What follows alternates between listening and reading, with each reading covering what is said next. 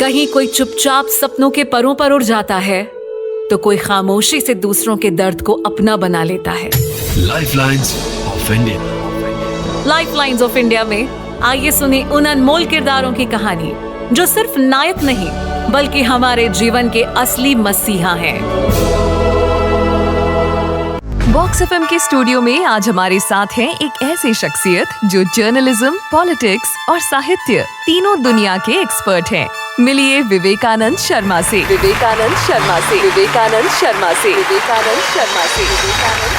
जो न सिर्फ 20 साल से पत्रकारिता की दुनिया में अपना दमदार प्रभाव छोड़ चुके हैं, बल्कि दूरदर्शन पर 500 से ज्यादा शोज एंकर करने का तजुर्बा भी रखते हैं। अजीतगढ़ सीकर से सफर शुरू करके जयपुर तक का सफर, BSc, LLB, BJMC और MA तक की पढ़ाई, और आज the Vivek views YouTube channel के माध्यम से देश की नब्ज को समझा रहे हैं। वो राष्ट्रीय कवि संगम के प्रदेश महामंत्री भी हैं, पर्यावरण संरक्षण गतिविधि के प्रमुख भी, और पॉलिटिकल स्ट्रेटेजिस्ट भी। एडिटोरियल्स, सटायर, लाइव डिबेट्स या कवि सम्मेलन, विवेकानंद जी हर मंच के शेर हैं। तो चलिए बात करते हैं उनसे, उनके सफर, उनके नजरिए और उनके जज्बे के बारे में। स्वागत कीजिए विवेकानंद शर्मा जी का।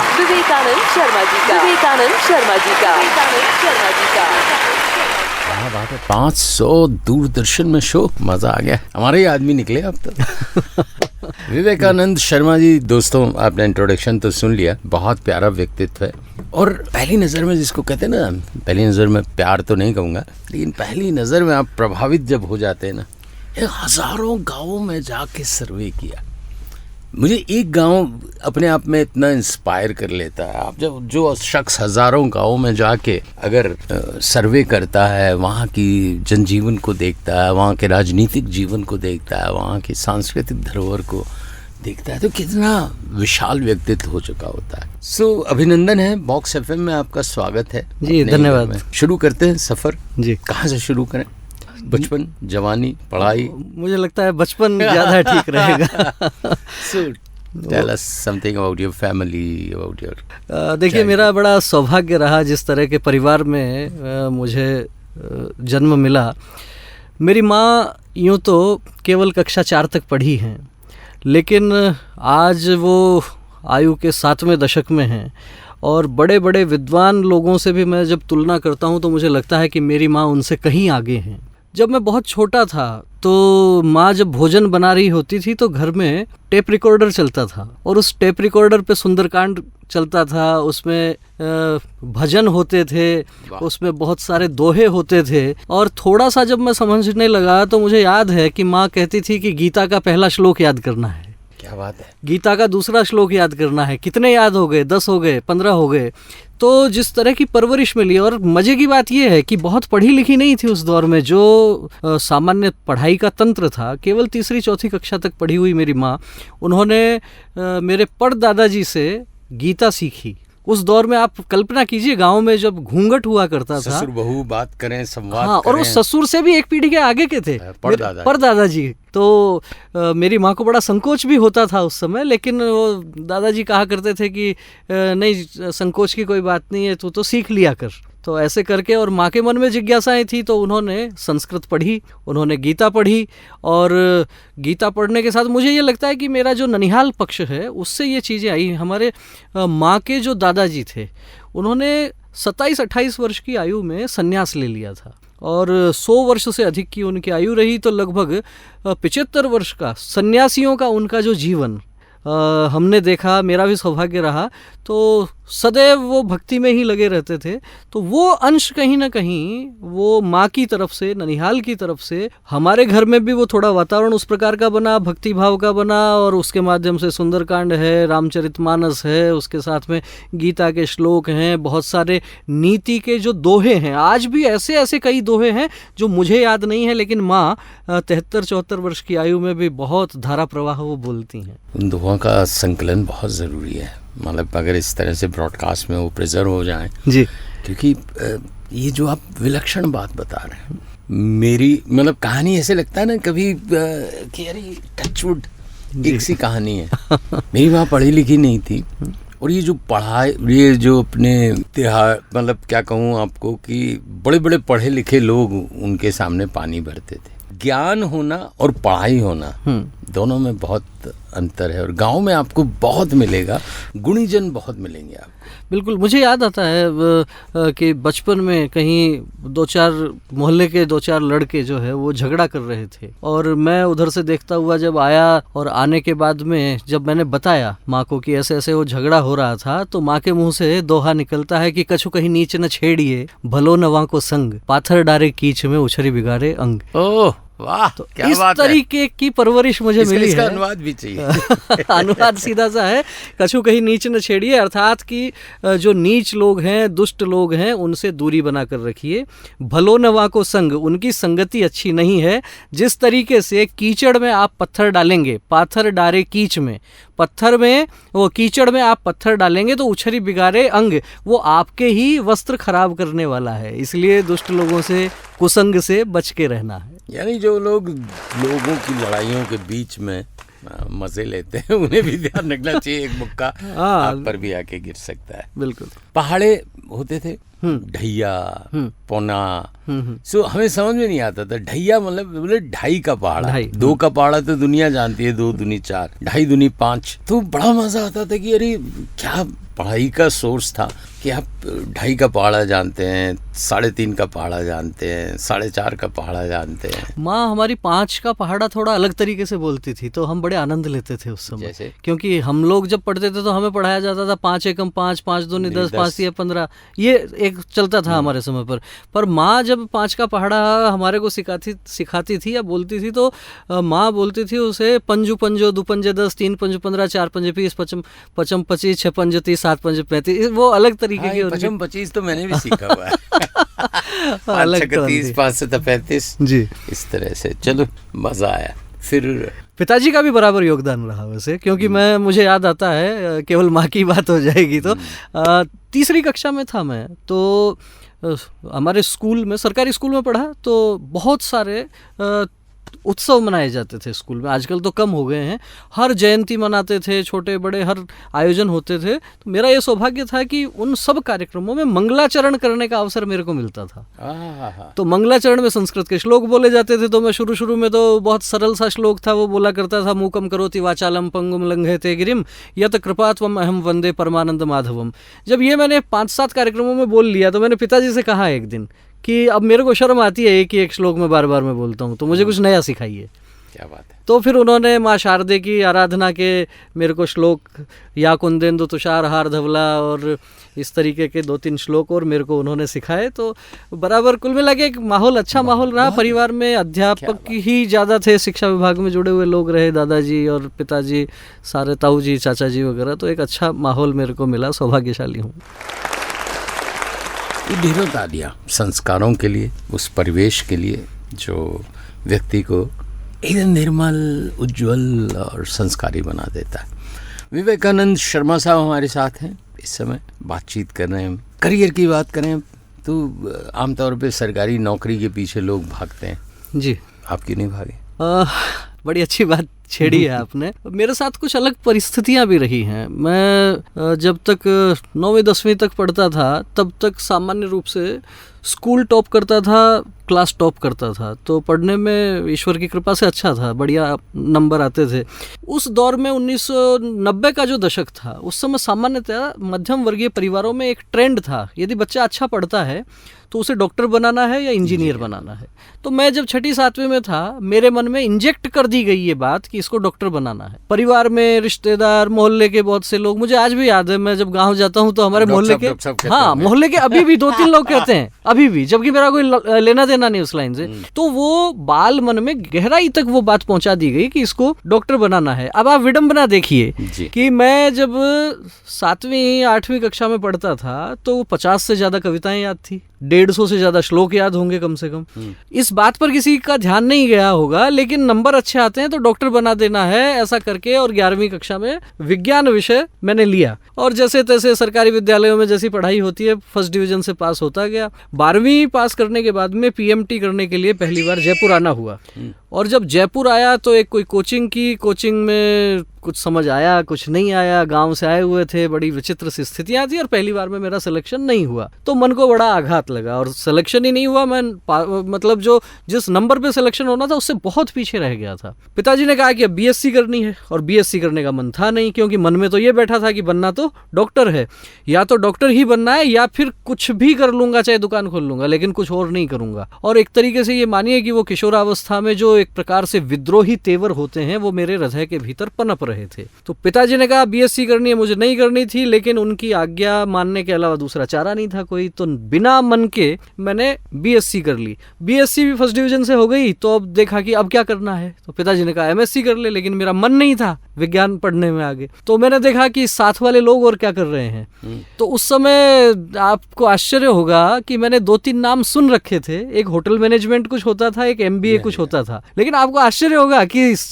शिक्षाविदों के परिवार में से होके मेरे को कोई ये बताने वाला व्यक्ति नहीं मिला कि एमबीए क्या होता है, उसकी पढ़ाई कैसे होती है, होटल मैनेजमेंट की पढ़ाई क्या होती है, या और क्या कर सकता हूँ। तो साथ के अधिकांश लोगों ने एलएलबी में एडमिशन लिया जी। मैंने भी राजस्थान यूनिवर्सिटी में उस समय एलएलबी में एडमिशन ले लिया। 2 वर्ष मैंने पढ़ाई की और मुझे लगा कि यार विवेकानंद गलत जगह फंस गया। ये तो रोज सच को झूठ और झूठ को सच करने का काम है, रोज आत्मा को मारने का काम है। बहुत गलत जगह फंस गए, अब क्या होगा। और आप देखिए कि पत्रकारिता में जाने का जो रास्ता है वो वहीं से निकलता है कि एलएलबी सेकेंड ईयर में एक लड़का राजस्थान पत्रिका में उसकी 4 लाइनें कहीं पाठक पीठ में छपी थी, वो लेकर आया और वहाँ एलएलबी की क्लास में वो दिखा रहा हीरो बन के कि देखो मेरा नाम छपा अखबार में। मैंने देखा तो साधारण सामान्य सी बातें कुछ लिखी हुई थी, इधर नाली खराब है, उधर पानी बह रहा है, ये इसमें क्या बड़ी बात है। बोले नहीं नहीं, जो पत्रकार होता है उसी की छपती है। अब हम तो गांव से आए हुए थे, हम क्या जाने कि पत्रकार कैसे बनते हैं। तो मैंने ऐसे ही पूछ लिया कि पत्रकार बनने के लिए क्या करना होता है। क्या बात है। तो उसने कहा कि पत्रकार बनने के लिए एक कोर्स होता है बीजेएमसी, वो करना होता है, तब जाके अखबारों में कुछ छप पाता है। ऐसी बात है। तो ये बीजेएमसी कहाँ से होता है, तो उन्होंने कहा कि राजस्थान यूनिवर्सिटी में आगे कॉमर्स कॉलेज के आगे जाके एक वर्धमान कोटा ओपन यूनिवर्सिटी का सेंटर है, वहाँ से हो जाता है। मैंने बिना घर वालों को बताए पैदल पैदल लो कॉलेज से निकला, 3 किलोमीटर पैदल चला, वहाँ जाके पता किया कैसे होता है क्या होता है, और वहाँ जाके उसमें एडमिशन मैंने ले लिया कोटा ओपन यूनिवर्सिटी में। और उस समय मैं कुछ सामाजिक क्षेत्र में भी बहुत काम कर रहा था। तो कोटा ओपन यूनिवर्सिटी से कुछ पुस्तकें आई, 2-4 पुस्तकें, कभी पढ़ी कभी नहीं पढ़ी। पहला पेपर देने गया मैं 4 घंटे पढ़ के, तो मुझे लगा ये 4 घंटे मैंने ख़राब कर दिए, मुझे पढ़ने की आवश्यकता ही नहीं थी जैसा पेपर था। उसके पीछे कारण ये था कि मेरे पिताजी प्रधानाचार्य रहे विद्यालयों में, तो घर पे बहुत सारी मैगजीन आती थी, बहुत सारे अखबार आते थे, और वो मैं पहले से पढ़ता था। अब वो पेपर में, बीजेएमसी के पेपर में सवाल ये आते थे कि किन्हीं 2 समाचार पत्रों के संपादकीय पृष्ठ की तुलना कीजिए। हमने कर दिया, पंजाब केसरी में ये होता है, नवज्योति में ये होता है, पत्रिका में ये होता है, भास्कर में वो होता है। क्या बात है। तो इस तरीके से मुझे लगा, और मैंने वो बीजेएमसी की परीक्षा बिना पढ़े, बिल्कुल ऐसे ही एकदम कोरा कागज था वैसे के वैसे गया, दे के आया, पास भी हो गया।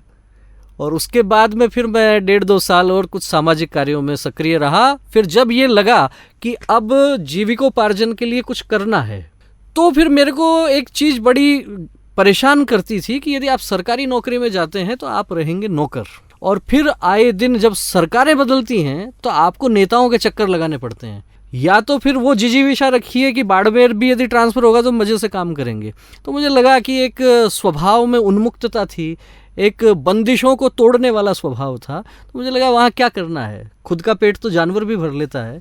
मन में एक भाव उस समय ये था कि काम ऐसा करें कि साथ में एक 15-20-25 लोगों की मित्र मंडली भी हो, खुद का पेट भी भरेंगे, एक साथ में टीम बनेगी। अकेले विकास किया तो क्या किया, 15-20 लोगों का समूह, और फिर वो 100 लोगों को काम देने वाले बने। ये विचार उस समय आया, इसलिए मैंने सोचा कोई सरकारी नौकरी का फॉर्म नहीं भरा, कभी तैयारी नहीं की। जीवन जैसे जैसे लेता चला गया आगे, वैसे वैसे आगे बढ़ते गए। एक समाचार पत्र से काम शुरू किया, वहाँ काम करते करते बहुत से कार्यक्रम कवर करता था। मेरा, यदि कोई पूछता है कि आपको क्या लगता है किस चीज़ के कारण कुछ कर पाए हैं, तो मुझे लगता है मैं अच्छा श्रोता हूँ। मैंने बहुत कार्यक्रम सुने हैं और हरमाड़ा में कोई कार्यक्रम है, दूसरे पल जो है वो कार्यक्रम सीतापुरा में है, तो हरमाड़ा से सीतापुरा भी मैं जाता था। कई वर्षों तक लगातार जितने कवि सम्मेलनों के कार्यक्रम है, जितने सेमिनार हैं, जहां तक बस पड़ता था मैं सुनने जाता था। और जब कवि सम्मेलनों में मैं सुनने के लिए जाता था तो मुझे लगता था कि सामने जो लफाजियाँ होती थी, जो कविता के नाम पर केवल और केवल फूहड़ता और अश्लीलता परोसने का जो काम होता था, तो मुझे लगता था कि इन लोगों से कई गुना बेहतर मैं भी बोल सकता हूँ। और जब सामने आपके पास हजारों की ऑडियंस है तो वो क्या फूहड़ता के लिए है, वहाँ से संस्कार देने का भी काम हो सकता है। गजब गजब की मिठास आपकी बात में, मज़ा आ गया। पहले संस्कार परिवार से मिले, उसके बाद ये मित्रों, अगर आप बॉक्स एफएम इस समय सुन रहे हैं और विवेकानंद शर्मा जी को सुन रहे हैं, तो आप कितना महसूस करेंगे कि एक वो दौर था जब आदमी को, छात्र को क्या कोर्सेज पढ़ने ये पता नहीं होता था। आपको पूछना पड़ता था कि भाई डॉक्टर इंजीनियर के अलावा भी कुछ होता है क्या। एक आज का दौर है, गूगल मौसी से पूछ लो, चैट जीपीटी से पूछ लो, जिससे पूछ लो, यू विल फाउंड 1000 ऑप्शंस। और मतलब कितनी लिमिटेड अपॉर्चुनिटीज़, आज आपके पास क्या क्या अपॉर्चुनिटीज़ नहीं है। तो उस दौर को थोड़ा याद करिए, मज़े लीजिए कि क्या ज़माना था वो। पत्रकार जगत में बहुत सारे आदर्श साथ चिपके हुए होंगे, बहुत सारे महापुरुष जो पूर्वज हैं पत्रकारिता के, दिग्गज, उनके काम सामने होंगे। How was that? पत्रकारिता में भी जब मैं आया तो हमारे घर में एक अच्छी बात है, हम 3 भाई हैं, माँ हैं, पिताजी हैं, तो सामान्यतया कोई निर्णय लेते हैं तो ऐसा होता था कि हम 5 लोग साथ में बैठते थे। जब मैंने ये विचार किया कि मुझे पत्रकारिता करनी है, तो मेरे पिताजी ने, मेरे बड़े भाई साहब हैं हेमंत जी, उन्होंने मेरे को बहुत समझाया। उन्होंने कहा कि देख, तेरे को अभी बाहर से सब कुछ अच्छा अच्छा दिख रहा है, दुनिया इतनी आसान नहीं है, 2 रोटी कमा कर खाना मुश्किल हो जाएगा, और प्राइवेट सेक्टर में शोषण बहुत है। उनको लगता था मैं पढ़ने में अच्छा था, तो वो कहते थे कि और भी कुछ भी नहीं करना, तो बीएड तो कर ले कम से कम, टीचर लग जाएंगे। हाँ, तो 2nd ग्रेड का टीचर तो बहुत आराम से बनेगा, ज़्यादा कुछ करना है, आरएएस आईएएस कर लेना, 1st ग्रेड का लेक्चरर बन जाएगा, ये कर लेगा वो कर लेगा। मैं एक ही बात कहता था उनसे, मैंने कहा अपने यहाँ 3-4 पीढ़ियों से सब शिक्षा विभाग में ही हैं, मुझे कुछ अलग करना है। और जब बात ये आ गई बात कि 2 समय की रोटी कमाना मुश्किल हो जाएगा ईमानदारी से, तो मैंने बड़े भाई साहब से ये कहा कि यदि मैं फेल हो गया तो 2 रोटी आप खिला देना। वाह, क्या बात है। अपना परिवार, अपनी बॉन्डिंग और अपने संस्कार इतने तो हैं कि कम से कम भूखे नहीं मरने दो। हाँ, तो 2 रोटी तो आप खिला दोगे, इतना विश्वास तो है मेरे को। और फिर मेरे को अनुमति मिली, और अनुमति मिलने के बाद में मैं कुछ पुराने पत्रकारों से भी मिला, जो कुछ किसी के माध्यम से, कोई रेफरेंस थे, कोई मित्रों के माध्यम से। मुझे याद आते हैं एक पत्रकार, उस समय उन्होंने मेरे से कहा कि ईमानदारी से पत्रकारिता करना और अपनी घर गृहस्थी चलाना असंभव सा है, मुश्किल सा है, जयपुर में कैसे टिकोगे।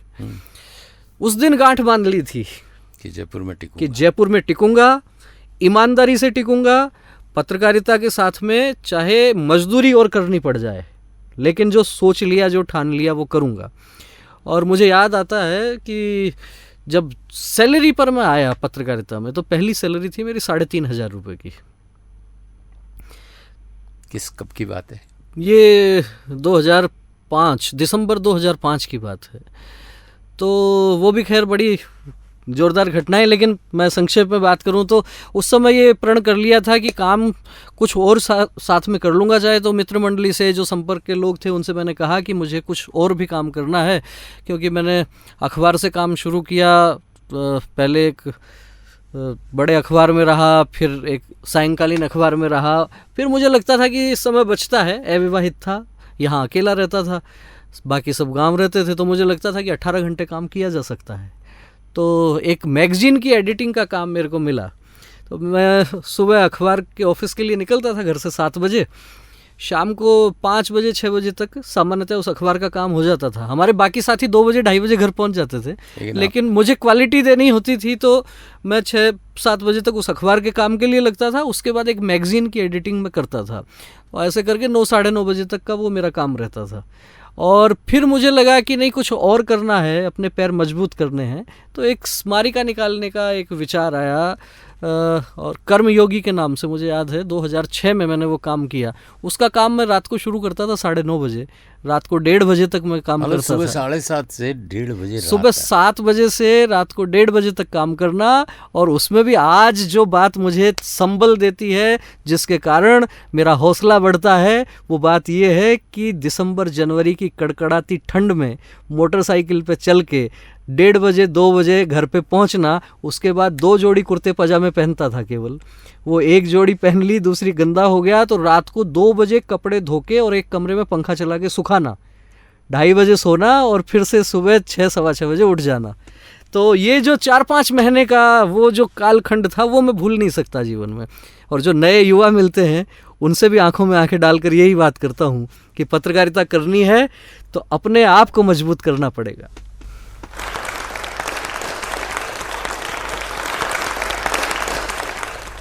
चंद्रशेखर जी, आपने कहा 18 घंटे काम करना चाहिए। विवेकानंद जी कर रहे हैं। इतना बवाल मच गया हमारे इस स्टेटमेंट पे कि 7 दिन काम करना चाहिए, 18 घंटे काम करना चाहिए। बीवी को घर में देखोगे तो क्या देखोगे? नहीं, दोनों चीज़ों में अंतर है, यहाँ मैं स्पष्ट कर देना चाहता हूँ। ये जो मैंने आपको बताया, ये कालखंड रहा 2006 के आसपास का। मुझे लगने लगा कि अब मैं जयपुर में रहने की स्थिति में हूँ, घर वालों से एक पैसा बिना लिए भी मैं जयपुर में रह सकता हूँ। 2-4-5 महीने काम नहीं भी होगा तो भी मैंने थोड़ा सी बचत अपनी कर ली है जीवन में, और उतार चढ़ाव आए। मैंने एक साप्ताहिक अखबार शुरू किया। उसके बाद में जीवन जिस तरीके से आगे बढ़ा, तो बहुत बड़े अखबारों में, चैनल्स में जाने के ऑफ़र थे मेरे पास में भी, काम कर सकता था। लेकिन मैं फिर थोड़ा लो प्रोफाइल रह के और अपने आनंद के साथ में मैं काम करता रहा। जिस बात का जिक्र आप अभी कर रहे थे कि घर में जाकर क्या करोगे या इतने घंटे काम करके, वो मैं विवाद बहुत, हाँ उस पर विवाद हुआ था, मैं उसी बात पर आ रहा हूँ। तो इसमें क्या है कि हर एक व्यक्ति का अपना अपना विचार हो सकता है। मेरा विचार, जब मैं 25-26 वर्ष की आयु थी, 27 वर्ष की आयु थी, तो मुझे लगता था कि ये समय है भिड़ने का परिस्थितियों से। और जब 45 डिग्री 46 डिग्री का टेम्परेचर होता था, उस समय भी मोटरसाइकिल पे सीना तान के निकलता था और लगता था कि ये गर्म हवाएं मेरे हौसलों को पस्त नहीं करने वाली हैं। क्या बात। पिताजी कहते थे कई बार कि क्या रखा है 3,500-4,000 रुपए की नौकरी में, गाँव आजा तेरे को प्याऊ खुलवा दूंगा, बैठ के ठंडी छाया में लोगों को पानी पिला देना, ये बहुत है। लेकिन उस समय ये जिजीविषा थी। लेकिन उसके बाद में धीरे धीरे विचार कैसे बदलता है, मैंने बाद में ये विचार भी किया। मेरे कुछ संपादकों के साथ में मेरे मतभेद भी रहे इस बात को लेके कि जब परिवार बढ़ा, विवाह हो गया और घर परिवार में कई सारे काम हुए, तो मुझे लगा जीवन आपका एक बार का जीवन है। आपको हो सकता है विरोधाभास लगेगा अब मेरी इस बात में। जीवन एक बार का जीवन है, इसे आप अपनी शर्तों पर जिएंगे। इसमें आप यदि मशीन बन गए तो कोई मतलब नहीं है। आपको आनंद आ रहा है अपने काम में, आप कीजिए ना, 18 घंटे कीजिए। लेकिन यदि ऊपर से बॉस की छड़ी चल रही है, डंडा चल रहा है कि नहीं सुबह 7 बजे से रात को 9 बजे तक चलना है, मन है नहीं, मन अटका हुआ है घर पे बच्चों में कि बच्चे को गोद में बिठा के कहानी सुनानी है, और फिर आप फंसे हुए हो, वो ठीक नहीं है। इसलिए जीवन एक बार का है, जीवन आनंद के साथ जीना है। ईश्वर ने आपको किस काम के लिए भेजा है, ये आप खुद जब ध्यान में बैठेंगे, मेडिटेशन में बैठेंगे तो लगेगा। तो मैं आज संतुष्ट हूँ इस बात को लेके कि अपना जीवन अपनी शर्तों पर, अपने आनंद के साथ जी रहा हूँ। मेरे राम जी सब संभालने वाले हैं, कोई समस्या है नहीं। वाह, क्या बात है। अपनी शर्तों पे जिए। ये बेचारा बॉस, इसका क्या होगा? मुझे लगता है बॉस क्या घर के काम करवाता है, या बॉस भी ऑफिस के काम करवाता है, पर अपनी शर्तों में जिए। बहुत अच्छी बात। पत्रकार जगत में, जैसा कि उन्होंने कहा, ईमानदारी से रहोगे तो मुश्किल है। इसका क्या अर्थ हुआ? इसका अर्थ साफ है, मुझे कहने में कोई गुरेज नहीं है कि समाचार पत्रों में एक दौर में जितनी सैलरी हुआ करती थी या आज जितनी होती है, महंगाई को देखते हुए एक पत्रकार अपना अध्ययन करता है, अपनी मेहनत करता है, उसका वेतन कितना होता है, ये एक बड़ी बात है। कुछ अपवाद छोड़ दीजिए आप, तो आप यदि 50 संस्थानों में देखेंगे तो आपको समझ में आ जाएगी चीज़। और मुझे याद आती है, एक बड़े विचारक से मेरा मिलना हुआ तो उन्होंने मेरे को एक बार बड़ी जोरदार बात कही कि कोई भी समाचार पत्र आप देख लीजिएगा कि यदि उसका एम्प्लॉय छोड़िए, या वो संस्थान गरीब है और उसका मालिक वो अमीर है, तो वहाँ सब कुछ ठीक नहीं है। क्या बात है, बहुत बढ़िया बात। संस्थान मर्सिडीज में, हाँ, और संस्थान यदि गरीबी में है तो वो स्थितियां ठीक नहीं है। और ऐसी स्थितियां हमने खूब देखी हैं। छोटी मोटी खबरों के लिए कोई प्रलोभन दे दिया गया कि ये खबर रोक दीजिए, ये मिल जाएगा, वो खबर कर दीजिए। कभी नहीं किया ऐसा अपन।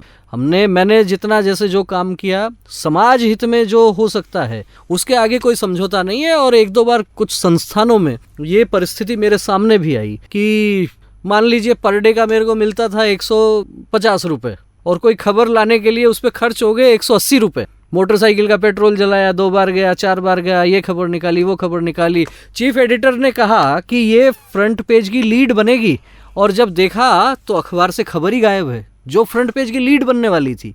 जब पूछा मैंने कि खबर कहाँ गई तो अधूरी थी। मैंने कहा अधूरी थी तो आपने क्यों कहा कि लीड है, और बताओ क्या अधूरापन था। तो जब चेक किया तो सब कुछ, सारे फैक्ट्स थे, सारे वर्जन थे, कोई कमी नहीं थी।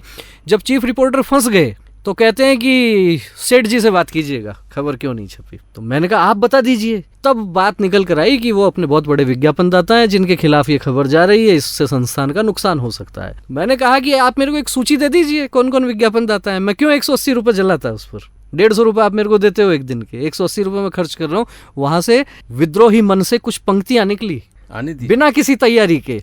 सच्चाई का गला घोंटते गुणीजनों को देखा है, सच्चाई का गला घोंटते गुणीजनों को देखा है। धनबल के आगे तो उनको घुटने टेकते देखा है, बाहुबल के आगे उनको मिमियाते भी देखा है, और उन्हीं को राष्ट्रवाद की डींगे हाँकते देखा है। क्या बात है, क्या बात। 16 पंक्तियां निकली बिना रुके, बीच की 8 पंक्तियां गायब करके आखिर की 4 पंक्तियां और बता देता हूँ। क्योंकि वो जो उबाल था, जो आंखें लाल थी, जो एकदम क्रोध था, क्योंकि हम पत्रकारिता में, मैं जो आया था, मैं पत्रकारिता में कमीशन के लिए नहीं, मैं मिशन के लिए आया था। और जब उस मिशन को चोट लग रही थी तो फिर वो आखिर में धीरे धीरे समझ में आया कि अखबार चलाना आसान काम नहीं है। जो उस कुर्सी पर बैठा है, जिन्होंने ये संस्थान बनाया है, उनकी क्या क्या मजबूरियां रही होंगी। ये 12 लाइनें लिखने के बाद समझ में आया। तो आखिर की 4 पंक्तियां लिखी कि मैं नहीं कहता गलत राह पर तुमने चलना सीख लिया, मैं नहीं कहता कठिन राह को कैसे तुमने ठीक किया, लेकिन मैं नहीं कहता कठिन राह को कैसे तुमने ठीक किया, मैं नहीं कहता गलत राह पर तुमने चलना सीख लिया, किंतु अवलोकन आत्म का भी बहुत जरूरी चाहिए, और जैसे भी हैं आप और हम दोनों को दर्पण चाहिए। जैसे भी हैं आप और हम दोनों को दर्पण चाहिए। बहुत खूब, क्या बात है, मजा आ गया। क्या बात, विद्रोही होगा पहला कवि, आज से उपजा होगा गान। मजा आया। कोई ऐसे मौके जहाँ पे दिल रो पड़ा हो, किसी को न्याय न दिला पाए हो पत्रकारिता के माध्यम से, या इसी तरह का सत्य जिसने पॉलिटिकल कहीं कोई चीज़ जिसने फफेड़ दिया हो कि चल खुसरो घर आपने। देखिए, मैं जो है वो अपने बारे में जब विचार करता हूँ तो मुझे लगता है कि मैं सामान्य लोगों से थोड़ा अधिक संवेदनशील हूँ, थोड़ा भावुक हूँ जी। और इस भावुकता से मेरे परिवार वाले भी बड़े परेशान रहते हैं, क्योंकि कई बार ये होता है कि घर पे यदि टीवी चल रहा है, उस पे कोई सीरियल ऐसा आ गया और जिसमें कोई मार्मिक प्रसंग है जी, तो रोने लगता हूँ, तो आंसू निकलते हैं। जब रामायण में राम और भरत का वो जो प्रसंग देखता हूँ तो आंसू नहीं रुकते। जब राम वन की तरफ जा रहे होते हैं तो जो अयोध्या में माहौल होता है वो देख के आंसू नहीं रुकते। और यही स्थिति जब जयपुर की सड़कों पर 4, 5, 6 वर्ष के छोटे छोटे बच्चे नंगे पैर जब इतनी धूप में कुछ मांगने के लिए आते हैं तो अपने आप को रोक पाना बड़ा कठिन होता। और मुझे याद आता है, भारतीय जनता पार्टी के प्रदेश अध्यक्ष और राज्यसभा में सांसद थे ललित किशोर जी चतुर्वेदी जी। एक बार मुझसे पूछ रहे थे कि यदि जीवन में कुछ बड़ा बन गए, कभी कुछ करने की स्थिति में बन गए तो क्या करोगे। तो मैंने उनके सामने एक ही बात रखी थी उस समय, ये बात है 2007-8 के आसपास की।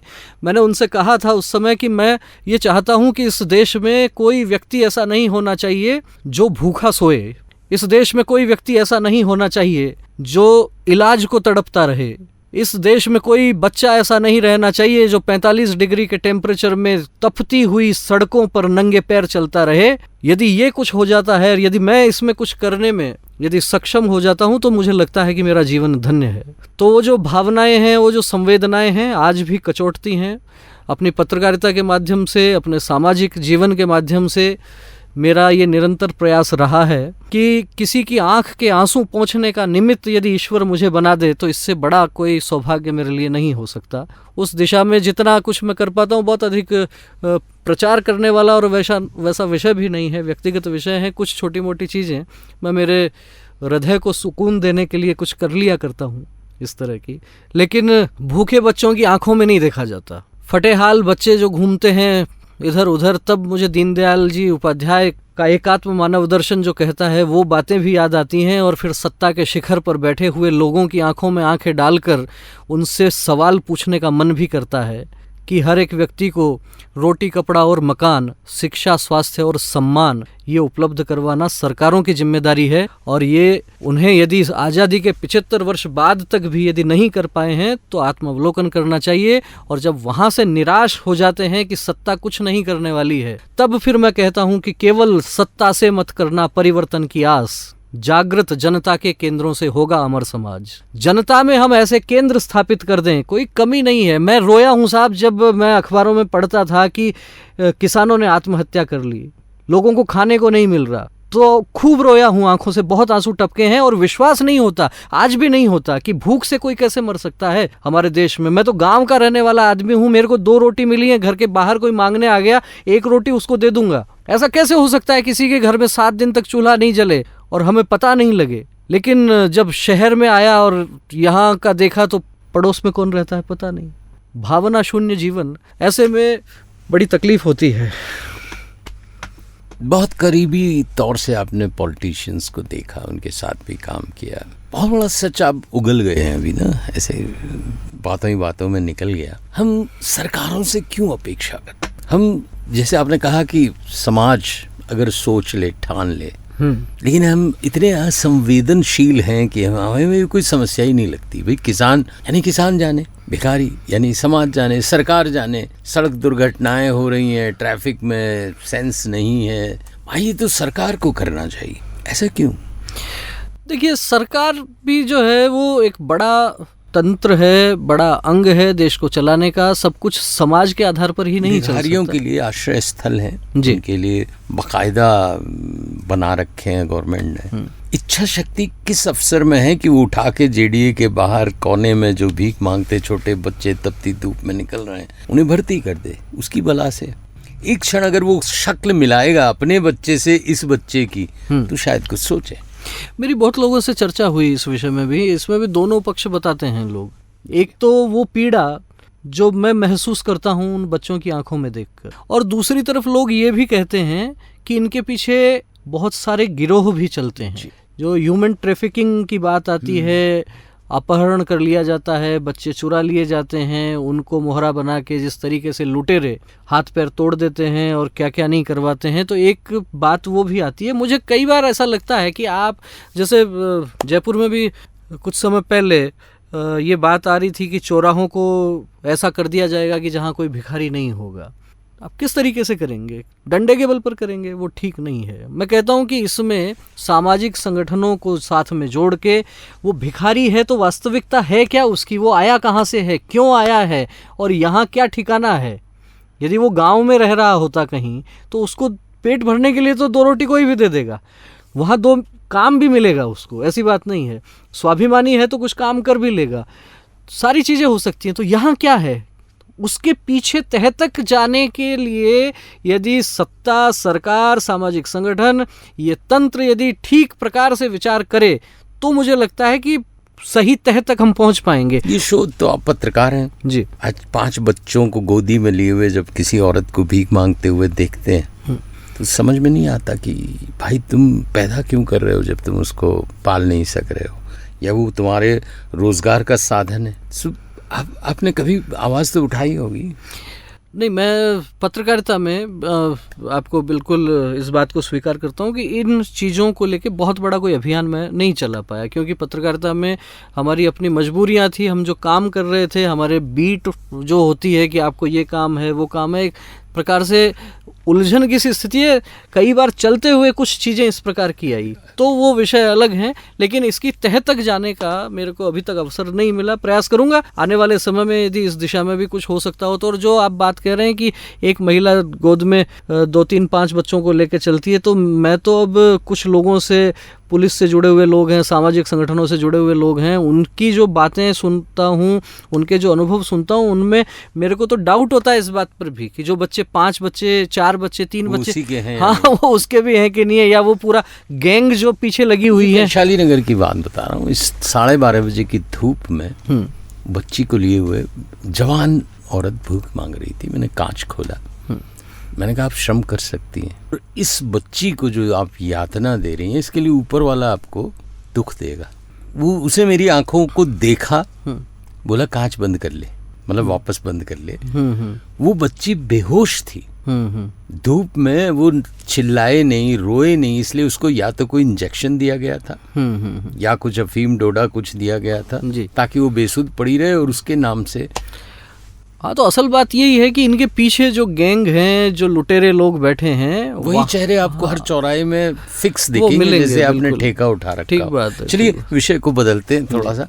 पॉलिटिकल लाइफ आपने बहुत करीबी राजनेताओं की देखी, भारतीय राजनीति के बारे में क्या करेंगे इससे पहले कि हम आपके सर्वे में आए और दूरदर्शन में आए? जी देखिए, राजनीति भी समाज का एक अंग है। जैसे जैसे समाज बदलता है वैसे वैसे हर क्षेत्र में भी परिवर्तन होता है, और जो राजनेता पहले हुआ करते थे वो वाली बात आज नहीं है। बहुत लोग कहते हैं ये बात, मैं भी गहराई से महसूस करता हूँ इस बात को, क्योंकि मुझे कुछ राजनेताओं के साथ तो प्रत्यक्ष रहने का अवसर मिला है।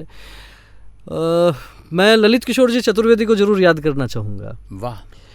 लोग उनकी राजनीति से सहमत हो सकते हैं, असहमत हो सकते हैं, लेकिन मैं पत्रकारिता में था और पत्रकारिता में रहते हुए मेरा उनसे संपर्क परिचय हुआ। उन्होंने लगातार कई बार मेरे को फ़ोन करके बुलाया, मेरे व्यंग पढ़ा करते थे, आर्टिकल पढ़ते थे, बहुत उत्साहवर्धन मेरा किया करते थे। तो मेरे को बहुत यूँ लगता था कि इतना बड़ा नेता और मैं तो एकदम छोटा सा पत्रकार, नया नया आया था, सौभाग्य ही था मेरा। लेकिन जब मैं उनसे मिला और उन्होंने मेरे को ऑफ़र किया कि आप पत्रकारिता में तो बहुत तेज़ी से आगे बढ़ रहे हो, लेकिन मैं ये चाहता हूँ कि आप मेरे साथ आइए कुछ समय के लिए।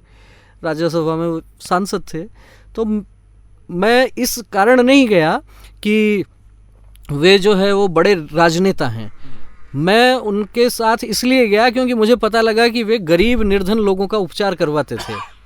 क्या बात। और सैकड़ों लोगों के उन्होंने, निर्धन ऐसे लोगों के उपचार करवाए कि ये मानिए कि जो कहीं अपने जीवन के अंतिम पड़ाव पर थे, करोड़ों रुपया उन्होंने लगाया। तो वो जो प्रोजेक्ट था उनका, निर्धन रोगी उपचार प्रकल्प, जहाँ तक मेरे को जानकारी है लगभग 15 करोड़ रुपए का खर्चा, और 1 रुपया हाथ में नहीं लिया उस समय ललित जी ने उसमें से। वो कहते थे कि हाँ भाई फला हॉस्पिटल में फला व्यक्ति एडमिट है, तो उनके क्षेत्र के कोई विधायक होंगे, उनके क्षेत्र के कोई सामाजिक कार्यकर्ता होंगे, कोई भामाशाह होंगे, या उनकी जाति के, जिस जाति का पेशेंट है उस जाति के कोई भामाशाह होंगे, उनको फ़ोन करके, और केवल सेतु का काम करते थे। उन्होंने 2 लोगों को उस समय केवल इस बात के लिए लगा रखा था कि वो SMS जाएंगे, राजस्थान भर से जो पेशेंट आते थे उनको उचित डॉक्टर को दिखाएंगे, उसका इलाज करवाएंगे, उनकी जांच करवाएंगे। और मैंने इतना तक देखा है कि राजनीति की जरूरी से जरूरी मीटिंग उसमें लेट हो जाएंगे, छोड़ देंगे, लेकिन घर के बाहर कोई बीमार आदमी आ गया तो पहले उसके उपचार की व्यवस्था करवाएंगे। ये चीज़ मैंने ललित किशोर जी चतुर्वेदी के जीवन में देखी, इसलिए मैं उस समय उनके साथ गया। कई बार लोगों को ये भ्रम हुआ कि क्या मेरी राजनीतिक महत्वाकांक्षा जाग गई थी पत्रकारिता। मैं तो पूछने वाला था कि आप पॉलिटिक्स में नहीं, मैं मेरी कोई राजनीतिक महत्वाकांक्षा नहीं थी। पहनते मुस्कुराता हुआ व्यक्तित्व है जी, और जीवन के थपेड़े खा चुके हैं। नहीं, मेरे को ऑफर हुआ था राजनीति के लिए भी, वो भी मैं बताऊंगा आपको, लेकिन चूंकि मेरा स्वभाव नहीं है। मैं ललित जी के पास क्यों गया ये मैंने ये खुलासा किया, और बाद में उन्होंने भी कुछ सार्वजनिक कार्यक्रमों में कई सारी चीज़ें कही मेरे विषय में, क्यों उन्होंने मेरे को बुलाया, उन्होंने मेरे भीतर क्या चीज़ें देखी। पुराने लोग बहुत गहराई से आपका आकलन करते थे, और अब जब बात आई गई है तो एक बात मैं और कहता हूँ, मैं जब ललित जी के साथ में लगा तो राज्यसभा में वे सांसद थे और उनके पास गए हुए मेरे को 1-1.5 महीना हुआ था, तो मेरे पास कुछ लोगों के फ़ोन उस समय आने शुरू हुए। कोई मैं फला जिला परिषद का सदस्य बोल रहा हूँ, मैं पंचायत समिति का प्रधान बोल रहा हूँ, मैं ये बोल रहा हूँ, वो बोल रहा हूँ, आप हमारा ये प्रोजेक्ट पास करवा दीजिए, आपकी व्यवस्था हम कर देंगे। तो मैंने पूछा भाई क्या व्यवस्था कर दोगे? नहीं वो जो भी होता है, ये होता है, वो होता है। तो मैं डांट देता था फ़ोन पे कि आज के बाद दोबारा फ़ोन मत करना, गलत जगह नंबर लगा लिया। जब मेरे पास ऐसे 15-20 फ़ोन आ गए, मैं एक दिन गया ललित जी के पास में, मैंने कहा जी आपने किस दलदल में डाल दिया मेरे को? बोले क्यों, क्या हुआ? मैंने कहा मैं मेरी पत्रकारिता में आनंद से था, 2 रोटी चैन की खाता था, मैं ईमानदारी से मेरा जीवन जी रहा हूँ, लोग मेरे को बेईमान बनाने पर तुले हुए हैं। तो बोले क्यों, क्या हुआ? तो मैंने कहा ऐसे ऐसे ये मेरे पास फ़ोन आ रहे हैं, आपके पास आने के बाद में आए, आज के पहले तो कभी किसी की हिम्मत नहीं हुई ऐसी। तो ललित जी थोड़ा मुस्कुराए और मुस्कुरा के अच्छा ये बात है, मैं दिखवाता हूँ कौन है। उस दिन के बाद में मेरे पास कभी कोई वैसा फ़ोन नहीं आया। तो कैसे दिखवाया होगा? अब मुझे नहीं पता क्या हुआ होगा, लेकिन जब मैं थोड़ा, आपकी परीक्षा तो नहीं ले रहे? हो सकता है जब मैं मैच्योर हो गया थोड़ा, तो मेरे मन में ये बात आई कि हो सकता है कई बार ये भी होता है राजनेता कि परीक्षा आप व्रत कर रहे हैं तब तक जब तक कि आपके सामने थाली नहीं है। यदि आपके सामने थाली है और फिर आप उसको छोड़ते हैं, तब पता लगता है वास्तविकता तो क्या है। गाँव की सर पॉलिटिक्स और न्यूज़ चैनल की बातें करेंगे जी। आरजे माहिया हमारे साथ हैं जी, वो अपनी अग्निवीर हैं, वो रैपिड फायर करती हैं, चैट बॉक्स पढ़ती हैं। Yes, so sir chat box में काफ़ी सारे क्वेश्चंस आए हैं हमारे पास में।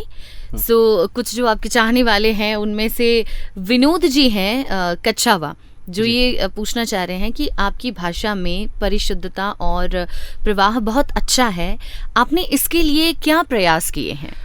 विनोद जी, मैंने इसके लिए कोई प्रयास नहीं किया, एकदम सच्ची बात आपको बता रहा हूँ, कोई प्रयास नहीं किया। यदि मेरी वाणी आपको अच्छी लगती है तो ये आपका स्नेह है, माँ शारदे की कृपा है, और मैं 2 गुना सौभाग्यशाली अपने आप को मानता हूँ। एक तो माँ शारदे की कृपा तो है ही, और वास्तविक मेरी जो माता है उनका नाम भी शारदा है, तो शायद उन्हीं का आशीर्वाद है, और इसके अलावा मेरे भीतर कुछ भी नहीं है, ऐसा सामान्य व्यक्ति हूँ।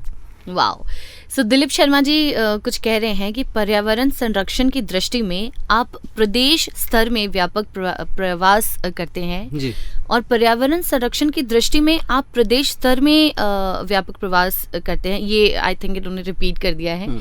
प्लास्टिक मुक्त अभियान पर आपकी राय दीजिए, और प्लास्टिक से धरती जो है ऑफ कोर्स बहुत ज़्यादा नष्ट होती जा रही है, सो इस पे आपका क्या कहना है? बिल्कुल ठीक बात है। Single use polythene, single use plastic इस धरती के लिए बहुत बड़ा खतरा है, और उसका इलाज भी मैं बताता हूँ अक्सर, चूँकि अब ये तो रेडियो का माध्यम है इसलिए मैं दिखा नहीं पाऊँगा, लेकिन फिर भी मैं आधे मिनट में बता देता हूँ, जो मैं अपने घर पर भी प्रयोग करता हूँ। पहली बात कि कोशिश कीजिए कम से कम पॉलीथीन घर में आए।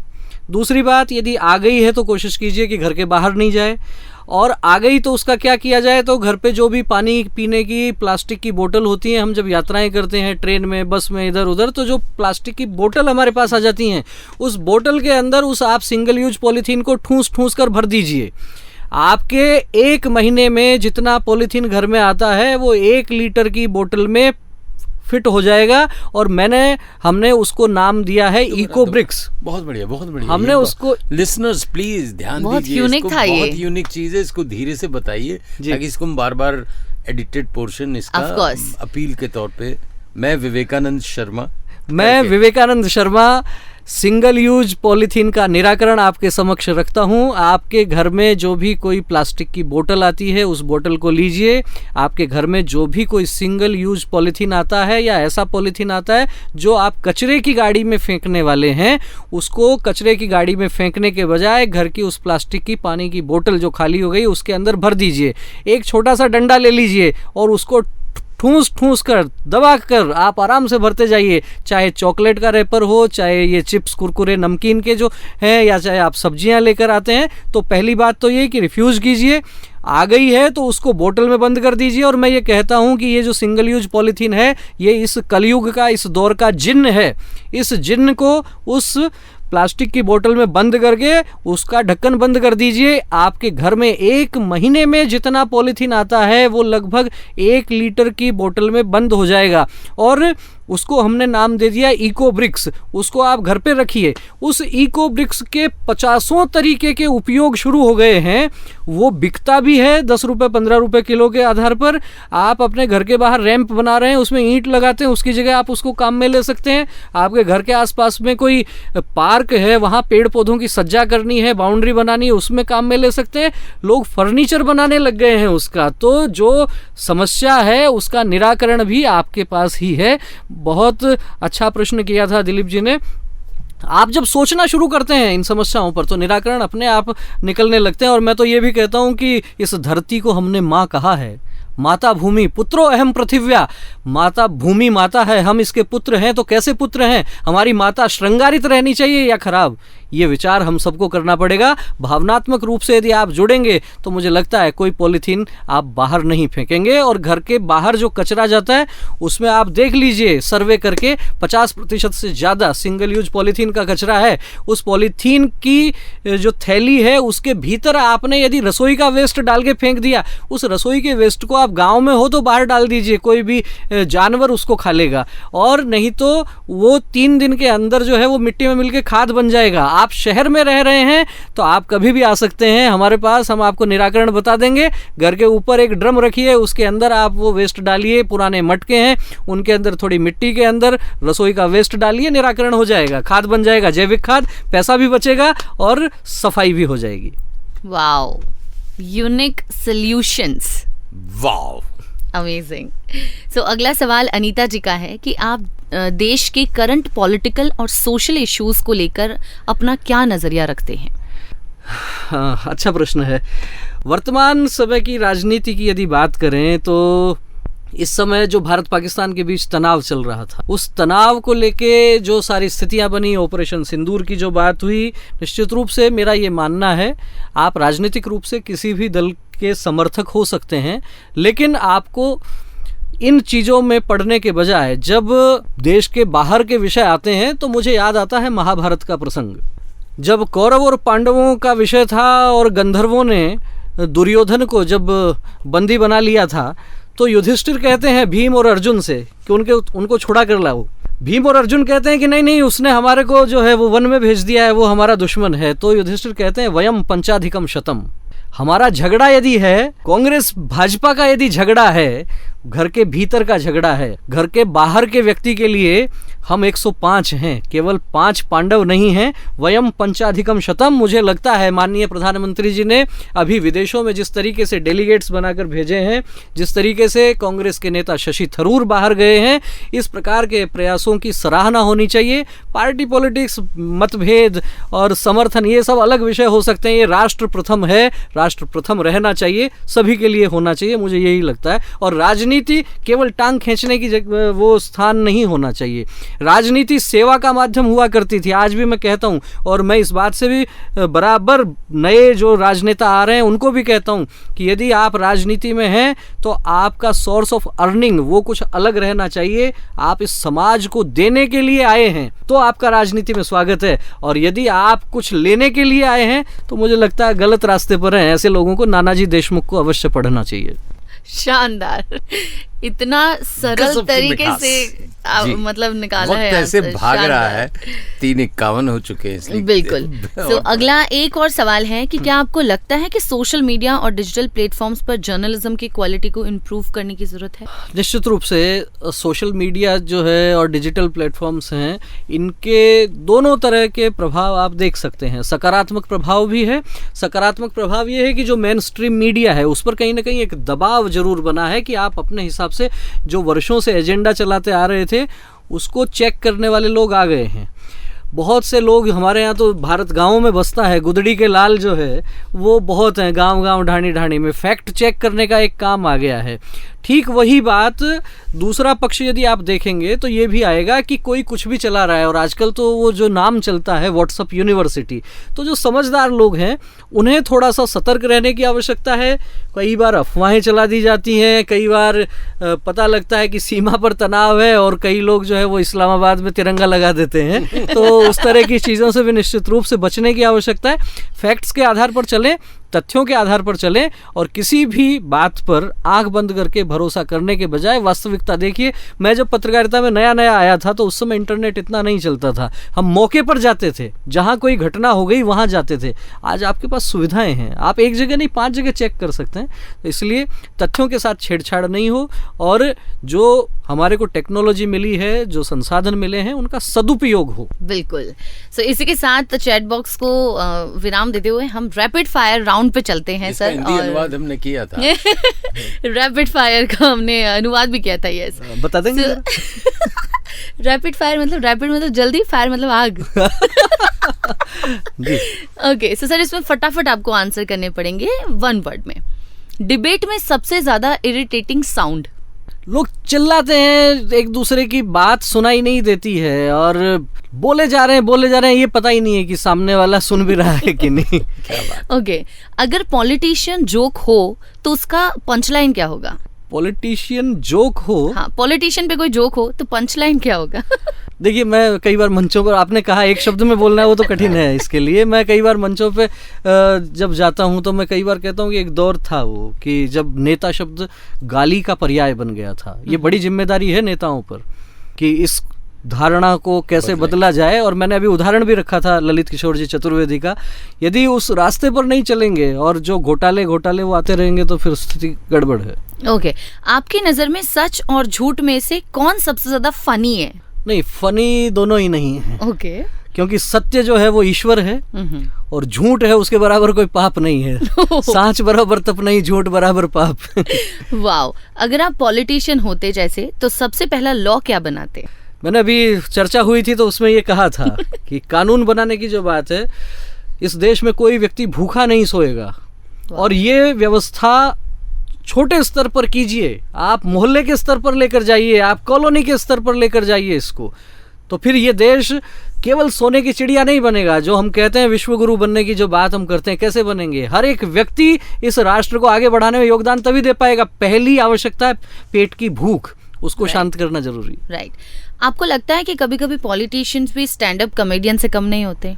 नहीं, मैं इस बात से इत्तेफाक नहीं रखता, क्योंकि ये कुछ लोग हो सकते हैं, वो समाज के अलग अलग क्षेत्रों में आप देखेंगे, आपको शिक्षकों में भी मिलेंगे। कई बार वो शिक्षकों पर भी चुटकुले लोग बनाते हैं, कई बार डॉक्टर्स पर भी बनाते हैं। तो वो समाज जैसा होगा, सब जगह वैसे लोग मिलेंगे आपको। केवल नेताओं को निशाने पर ले लिया जाए तो ये अत्याचार हो जाएगा।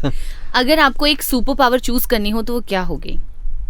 मैं, देखिए, सबके चेहरे पर मुस्कान देखना चाहता हूँ और उसके लिए यदि कोई शक्ति मिलती है तो बहुत ही अच्छा हो जाएगा। अगर आपका हेयर स्टाइल पॉलिटिक्स को डिस्क्राइब करे तो वो क्या होगा? ये दर्शकों को तो हेयर स्टाइल दिख नहीं रहा होगा। कुछ भी हो सकता है, मतलब बीच में मांग डाल के और वैसा हो सकता है, या फिर कोई घने बाल हो सकते हैं। It could be anything. नहीं, मैं जब पत्रकारिता में नया आया था तो मैंने एक संकल्प किया था, 1 वर्ष तक मैंने बाल नहीं कटते और मेरे कंधों तक बाल लटकते थे। आज लोग मेरी फोटो देखेंगे तो आश्चर्य हो सकता है, तो लेकिन मैं लापरवाह रहा हूँ बालों के प्रति, कपड़ों के प्रति। मुझे लगता है कि बचपन में शायद पढ़ लिया था कहीं कि स्वामी विवेकानंद ने कहीं अमेरिका में जाकर ये कहा था कि भारत में जो है वो एक जेंटलमैन काहे से बनता है? अपने विचारों से बनता है, अपने संस्कारों से बनता है, अपने स्वभाव से बनता है। और कोई दर्जी, कोई नाई, कोई जो है चप्पल जूते बनाने वाले, ये लोग जो है वो विदेशों में जेंटलमैन बनाते हैं। इसलिए एक लापरवाही का स्वभाव बचपन से इन चीज़ों के प्रति था। आखिरी सवाल मेरा एक, अगर आप अपने आप को एक इमोजी में डिस्क्राइब करें तो वो इमोजी कौन सा होगा? इमोजी के बारे में मेरे को जानकारी नहीं है, माफी चाहूँगा। मैं ज़्यादा जानता नहीं उस बारे में। बहुत खूब, आ गया। थैंक यू अर्जुन, आइए हुए ना भागम भाग आग। बहुत बड़ी समस्या है। हर आदमी बसना चाहता है बड़े शहर में, छोटे शहर वाला बाहर भाग रहा है, बॉम्बे वाला लंदन भाग रहा है, सब भाग रहे हैं। आपने गाँव का बहुत ही नज़दीकी रूप से अध्ययन किया, गाँव की संस्कृति में पले बड़े हुए। हम चाहेंगे कि कन्वर्जन रिवर्स हो, वापस गांव की तरफ जिंदगी जानी चाहिए। वो खूबसूरती, वो शांति, वो प्रकृति, वो संस्कार, वो एक सुकून, एक दूसरे का साथ। बात आपकी ठीक है। मैं भी, मेरे साथ के, मेरे मित्र मंडली के लोग ये बात जानते हैं अच्छे से कि शहर में रहते हुए छटपटाहट होती है।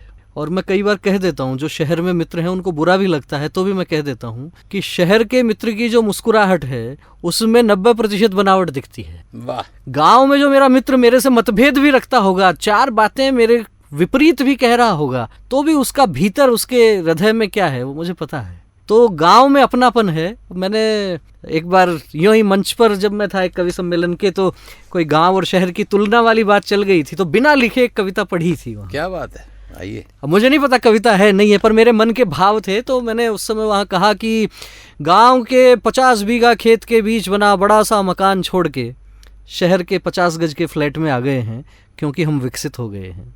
वाह। और गांव में सुबह उठते ही चींटी को आटा, कबूतर को दाना, गाय की रोटी, कुत्ते की रोटी, इन सब की व्यवस्था करने वाले शहर में आते ही कॉकरोच किलर खरीदने लग गए हैं, क्योंकि हम विकसित हो गए हैं। गांव में उस बड़े से पुराने से बरगद के पेड़ के नीचे बैठकर गैसे गाय और गैसे गणेश पढ़ने वाले शहर के वातानुकूलित विद्यालयों में, एसी विद्यालयों में आकर गैसे गधा और गैसे गोबर पढ़ने लग गए हैं, क्योंकि हम विकसित हो गए हैं। और गांव में घर के बाहर आने वाले अतिथि को भगवान समझने वाले, अतिथि देवो भव का भाव जीने वाले लोग शहर में आते ही घर के बाहर कुत्तों से सावधान लिखने लग गए हैं, क्योंकि हम विकसित हो गए हैं, क्योंकि हम विकसित हो गए हैं। बहुत खूब, बहुत बढ़िया। तो बड़ा अंतर है ये जो गांव का जीवन और शहर का जीवन। मुझे तो आज भी मन जो है मेरा गांव में ही लगता है, लेकिन मजबूरियां, जो आपने कहा, मूल विषय पर अब आता हूँ, क्या ज़रूरत है शहर में आने की। मैंने ग्रेजुएशन तक की पढ़ाई गांव में रह के की, मुझे उसके आगे की पढ़ाई का अवसर भी यदि गांव में मिल रहा होता तो मैं क्यों आता छोड़ के।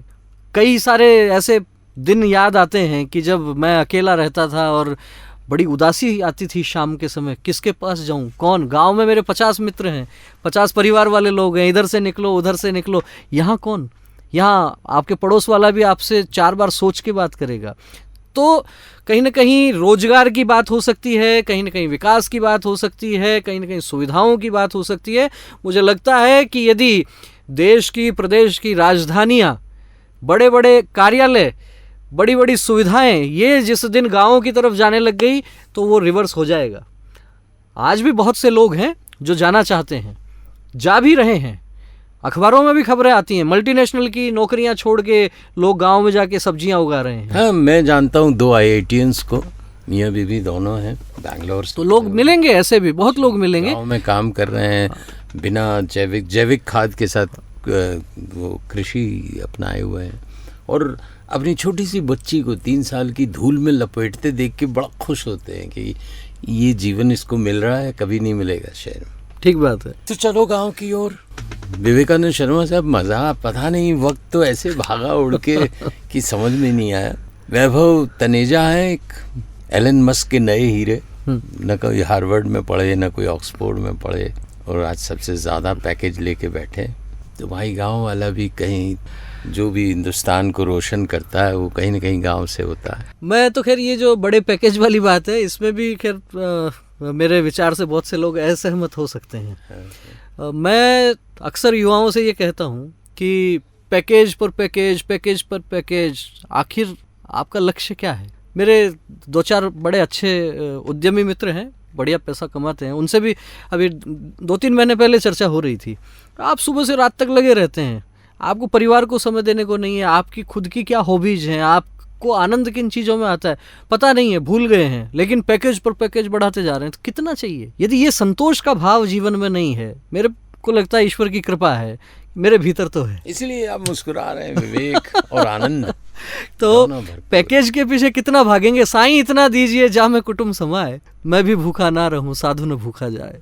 क्या बात है, गजब, बहुत अच्छा लगा आपसे बात करना। निचोड़ कुछ बॉक्स FM के माध्यम से दुनिया को देना चाहें तो आखिरी। देखिए, सार रूप में मैं यही कहना चाहूँगा कि मनुष्य को ईश्वर की सर्वोत्तम कृति बताया जाता है। हम प्रयास करें कि जिस परम पिता ने हमारे को यहाँ भेजा है वो हमारा पिता हमारे यहाँ रहने से मुस्कुराता रहे। जिस प्रकार की सृष्टि हमने देखी है, जैसा पर्यावरण हमने हमारे जन्म के समय देखा है, हम उसको उसी स्वरूप में बनाए रखने का प्रयत्न करें। हमारी जो जिम्मेदारियां हैं उनका निर्वहन करें और मैं अक्सर ये बात भी कहता हूँ कि आने वाली पीढ़ियाँ आपसे ये नहीं पूछेंगी कि आप उनके लिए कितने मकान, कितने बंगले, कितनी गाड़ियाँ, कितने खेत छोड़ कर गए। वो ये पूछने वाली हैं आप उनके लिए कितने पेड़ छोड़ कर गए, आप उनके लिए भूमि में कितना जल छोड़ कर गए। आप नई पीढ़ी को कार दीजिए मत दीजिए कोई फर्क नहीं पड़ता, उसको इस मातृभूमि के संस्कार जरूर दीजिए। यही छोटा सा निवेदन है।